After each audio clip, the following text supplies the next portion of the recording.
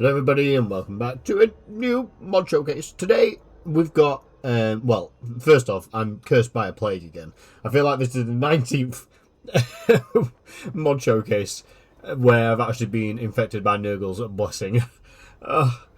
Some would say it's a blessing, I don't know. So I apologise in advance for any awkward cuts because I'm sure you don't want to hear me coughing my guts out. But we make do with what we've got. So today we're covering a pretty cool mod. It's called the Tempest Rangers mod, which introduces a new faction as well as a couple of new units. But I think it's more so like the starting position and what this faction actually has to offer, which is really cool and unique. I will say you do need Immortal Empires Expanded. I'm trying to look into more mods like this to further expand Immortal Empires Expanded. So yeah, if you use that, this is a great mod for you to use alongside with it. So without further ado, let's actually jump straight into the video. Let's do it. Okay, so here we go in the Immortal Empires Expanded universe. I will say straight off the get-go, the level of difficulty this campaign will actually endure you with is insane. You have 0 allies anywhere. You just don't have allies. If you have a look around here, you're straight at war with the Toxmars Norsean faction, which have 6 settlements and you're completely surrounded. To your south, you've got obviously the legendary Zatan the Black. Some Chaos Warriors of Chaos, but obviously they'll probably get killed anyway by Zatan. But they've got more territory now anyway. To the west, you've got fucking Kolek. So good luck to you. Even more west, you've got Tamakan. Some orcs northwest, and even more orcs. 2 factions of orcs. North, you've got even more warriors of chaos. Some beastmen, obviously occupying this ruined Coog's Grove wood elf area. And then if you was to push obviously the Toxmars out to the east, you've just got more Norskins and more orcs. It's horrendous. Your first ally is Cathay. Across the border. That is it. You've got no other allies except from across the border down here. I'm trying to think, like looking around, I don't think you've got anyone. So for if you want in a challenging playthrough, this one is going to be great for you. Now obviously in Immortal Empires Expanded, I actually did showcase this. There is actually a Kislev faction that spawns here, and they spawn with most of these territories. Yeah, in fact, I think they spawn with like all 4 of these territories, and I did say that it's a nice little order tide faction if you're playing as Cathay to go up there and obviously try and help them out. But now it's actually quite cool to obviously play as this faction and just try and hold the hordes back as best you can. Just looking to the west, I don't think you've got anyone west of you either. No, I mean, Ogres, what they're thinking? No, minus 50, probably not. Yeah, it's rough. So, having a look then, so this is Emiliya Orlov. She's the commander of the Tempest Rangers. A really cool looking lord. She can't be mounted or anything like that, and I said, that sounds so weird. She doesn't have a mount, I should say. Sorry, weird cut, I had a cough. So she doesn't have a mount. But she does bring some pretty cool units to the forefront. Obviously, being a commander of the Tempest Rangers, she has exactly that. Loads of different units of Tempest Rangers. So when it comes to actually faction mechanics or campaign mechanics, she actually plays very normal. She doesn't really have anything spicy, but I will go into a technology tree because that's where it does get spicy. So having a look here on the building mechanics, she has this line here of the new units. If you see any of the new units, it's not from this, it's from the SFO mod, like them, Ergen cannons. So don't worry if you see anything else, which might be like, oh, is that new? No, it's SFO. So yeah, Tempest Rangers here, Tempest Rangers Outpost, up into the Rangers Garrison with 2 units there, and then up all the way to the Tempest Rangers Stronghold with a pretty cool monstrous unit there, which of course, with these monster cases, we will get into. Faction mechanics, again, like I say, is pretty much the exact same. You've still got the ice cart mechanic. You've still got, obviously, your own technology trees and stuff like that. Nothing's really changed there. However, obviously, different things will probably bump up your Tempest Rangers and stuff like that as you go through. And then up here, you've still got the court on Orthodoxy. So, again, not a lot has changed. Now, when it comes to the actual Lord, she does have a pretty cool campaign tree, technology tree, skill tree. There we go. Jesus Christ. She does have a pretty cool skill tree. So she does have slightly redone spells. As you can see here, it's called Release Blizzard and stuff like that, and Release Frigid Wave. So she does have some different spells and stuff like that, which aren't as generic as what obviously normal Ice Maidens might have and stuff like that. But this is the important bit, and you'll see the last one, which is quite scary. So straight after the get-go, rank 12, you get the Blizzard That Walks, which gives a passive ability and some pretty good debuffs all around. As you can see there, gives her more speed, charge speed, armor, spell resistance, missile resistance, physical resistance, charge bonus, perfect vigor, does damage to enemies around 16 to 32 damage per second, and minus 30 speed to the enemy, with the debuff of having weakness to fire. Insane. That is such a good ability. The Blizzard That Walks, such a good ability. So straight after the get-go, that is a really nice damage effect. Obviously getting her in there and giving her loads of buffs to actually like a hold off sort of thing. So really good. Stormborn gives us 2 new abilities. So she gets the passive ability Frenzy, which obviously gives her all of those buffs, but Frenzy is a pretty generic thing at this point. We've seen Frenzy before. And then Permafrost Wars as well, which gives damage reflection, so not too bad. Inspired Rangers going to give Frenzy to 2 of your 4 Ranger units, your main focus of this faction here. So yeah, nice little buff there with the Frenzy, going to be pretty good. Immune Psychology is really nice. Unescapable Cavalry is going to buff your other 2 units of Tempest Rangers, which obviously are mounted options, giving them chilling aura for Tempest Range Cavalry and Monster Cavalry units. So that's really good. So that's minus 40 speed on within a range of 40 meters just constantly. So if you're trying to chase stuff down, we'll have a look at their actual stats in a minute, but if you're trying to chase stuff down, that minus 40 speed is going to be fucking beautiful to actually get stuff to not be able to escape you and stuff like that. So yeah, really nice. Or other way around, for you to get away from fast units. So yeah, really nice. Fista's Chosen is going to give her more health as well as causes terror, which is quite nice. And then this one is the big one. This is the biggie. The Hurricane That Breathes. This one's huge. So now it'll graze the Blizzard That Walks, which goes from, I mean, you can see here, so that's 50, 50, 40 armor there. We hover over this one, 75, 75, 60. Insane. 25, 20, 15. Hover over this one. 35, 30, 25. Charge bonus is doubled. It was 10, it's now 20. She also has Spell Mastery plus 10. Unyielding Assault. Perfect Vigor obviously is still the same. She does still have a weakness to fire, and it's actually 50% more, so yeah, be careful. She's not good against fire. Excuse me, sorry. Awkward cut. I had a cough. Okay. And then the total damage there, as you can see, 20 to 40 damage per second with a minus speed of 40% speed, which is really good. She gets the attribute of Elemental, which means that she can't actually be routed, but she does start to take damage when she gets routed. Excuse me. All armies faction-wide gain plus 5 leadership, and then this one is a big one. Minus 100 relations with the Ice Court. Emiliya Orlov has reached the pinnacle of harnessing Tempest and Ice magic to empower oneself. When in an area with copious winds of magic, she now becomes more elemental than human. A truly unstoppable force. Many begin to wonder if it is Emiliya who should sit upon the Iron Throne. Sorry, Game of Thrones. Ice Throne and lead Kislev against the forces of chaos. This is not gone unnoticed by Kislev and the Ice Queen, who are no doubt in opposition of these notions. So, it kind of sets up quite nice. You kind of be sent off on a bit of an expedition to, strike into the heart of chaos and obviously all these dastardly dastards up there. But spend too long in the chaos waste and certain things might start to twist and shape you. And now all of a sudden you become an elemental and kind of challenging the rule of Katarine over here, and it kind of gets a bit spicy.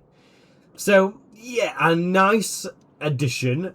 Very vanilla based in terms of campaign mechanics, but the technology tree there is very thematic. She becomes basically a one-man powerhouse, unless you've got Iron Drakes or something like that. So yeah, really cool.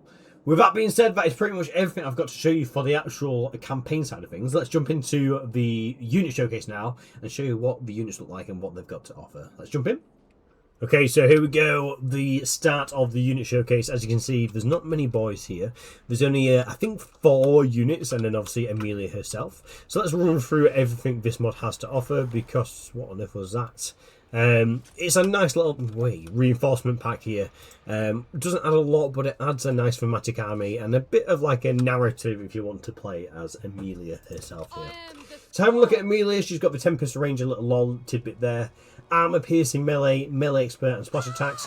1500 barrier there, not too bad. Looking at her stats, so she's got a silver shield, that's pretty good. Obviously going to make it so that she's a little bit more or less susceptible to arrow fire. 90 armor good, 85 leadership, 56 speed, so actually pretty fast for a melee a foot lord. 68 melee attack with permafrost and magical attacks. Melee defense is 56, so again going to be really strong here and keeping in the fight. 500 weapon strength with a bonus piece infantry and armor piercing, and remember she's got splash attacks, so this is going to apply really nicely to everything around her. And she also has a charge bonus of 40 there. Have a look at her active abilities she has on her. She's got Tempest Evade, which is going to make it so that she does basically last longer in battle, melee defense up, and immune to flanking. But she's not going to be dishing out any as much melee attack. And then here she also has Tempest Deflect, which is going to allow her to have more missile block chance, but not as much melee defense or melee attack. So this is going to be good on the lead up to attacking people and getting into the battle. Obviously blocking you from arrows, but once you've got in there, be careful because you don't want this to be active anymore. One thing to take into account, and you'll see this across the board because other units do have it as well, they have a ability or a restriction there that you have to have Winds of Magic at above 15, which is actually quite a cool mechanic because it actually requires you to kind of manage your Winds of Magic down here. So you've got to keep an eye on your Winds of Magic because as soon as it goes below 15, you will not be able to do these abilities, nor will you be able to use some of the other abilities we'll get into with the other units as well. So yeah, not too bad. Having a look at her little tree down here. She's got Frigid Regeneration, which is pretty cool, giving her barrier replenishment. That's actually really good, yeah. She's got, obviously, the Blizzard Witch Walk, which I showed you in the campaign showcase. Buy Our Blood, which is a Kislev passive where they don't break straight away, they keep on fighting. Release Blizzard and release Frigid Wave, we'll get into that in a second. And then the Tempest Deflect as well. Spell resistance of 45, missile resistance of 15, immune psychology, Strider, Hidden Forest, Encourage, which is pretty cool. And then a spell mastery of 100. Real quick then, just having a look at her spells, she does have Release Blizzard, which is a nice Vortex spell. And then she also has Release Frigid Wave, you can see the little stats there, which is a nice explosion spell. So yeah, all round a nice kind of hybrid wizard slash Giga Chad melee lord, looking really cool.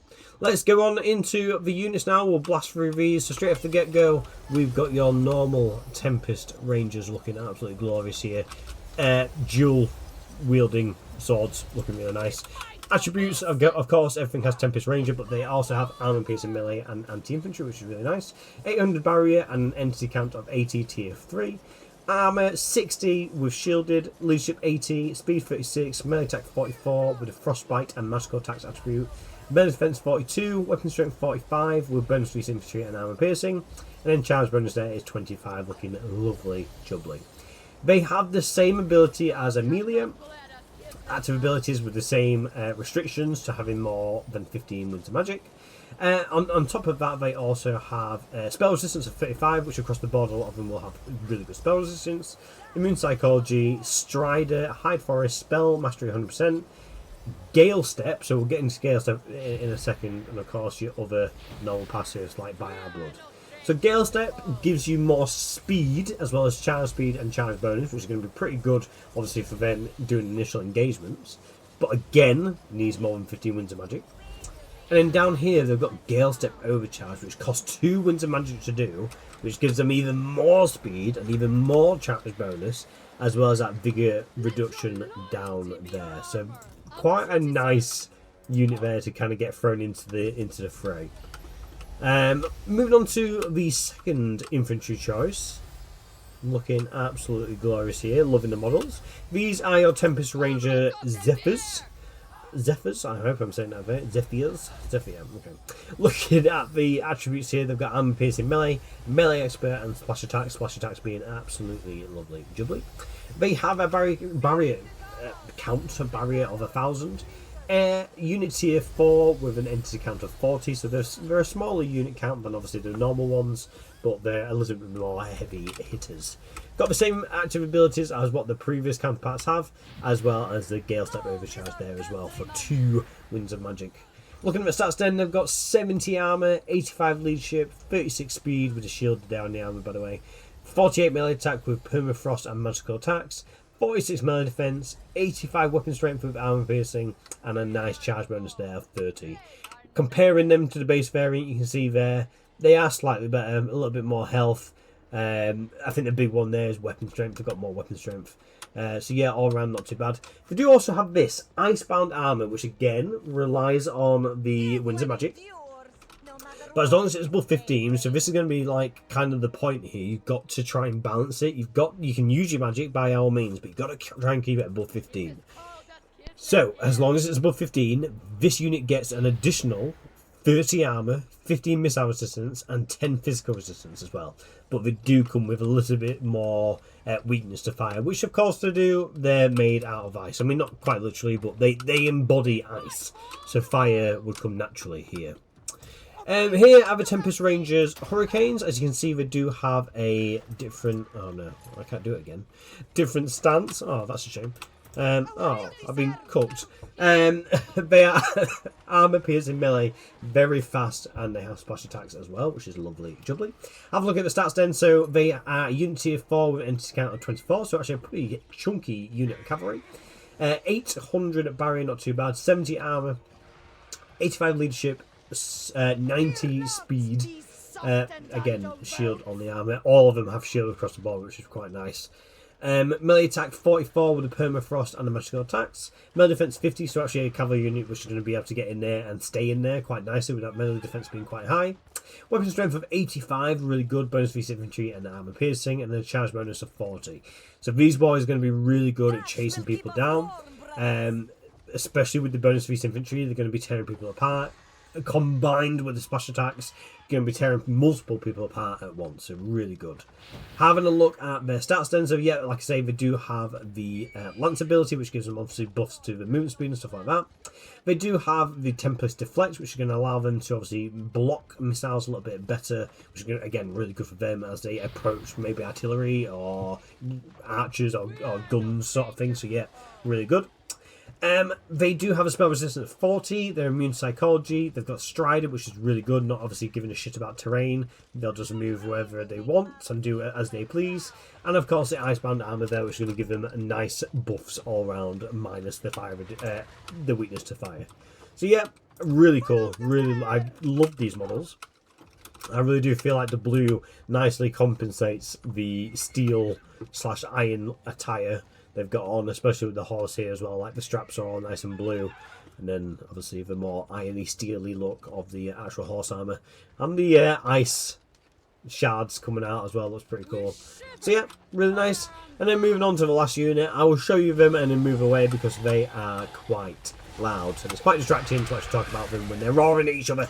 So here are the Tempest Ranger Glaciers, and on the back you can see the Tempest Ranger sat there quite menacingly with her...